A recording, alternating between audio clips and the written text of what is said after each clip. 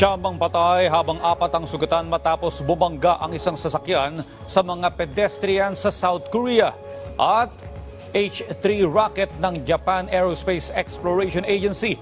Matagumpay na inulunsad si Joy Salamatin sa sentro ng balita.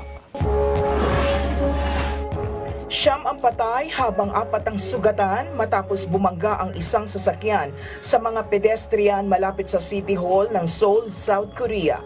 Kwento ng driver na nakabangga, siya ay nagmamaneho sa maling direksyon at bumangga sa dalawang ibang sasakyan bago salpukin ang mga naglalakad.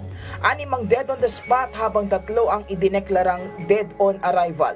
Patuloy ang investigasyon upang malaman kung ang driver ba ay nasa impluwensya ng droga o alak.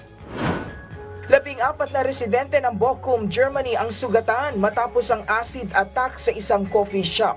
Nagtangkang tumakas ang salarin pagkatapos niyang buhusan ng asido ang mga customer, ngunit naaresto rin agad siya ng pulisya.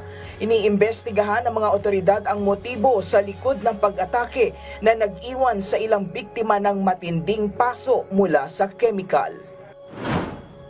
Matagumpay na inilunsad ng Japan Aerospace Exploration Agency ang launch vehicle na tinatawag na H-3 rocket. Ito ay idinisenyo para maging mas cost-effective at matugunan ang iba't ibang uri ng payloads kabilang ang mga satellite at iba pang space mission. Ipinapakita nito ang pag-unlad sa paggawa ng space exploration at pag-deploy ng mga satellite na mas accessible at mas matipid. Joyce Salamatin para sa Pambansang TV sa Bagong Pilipinas.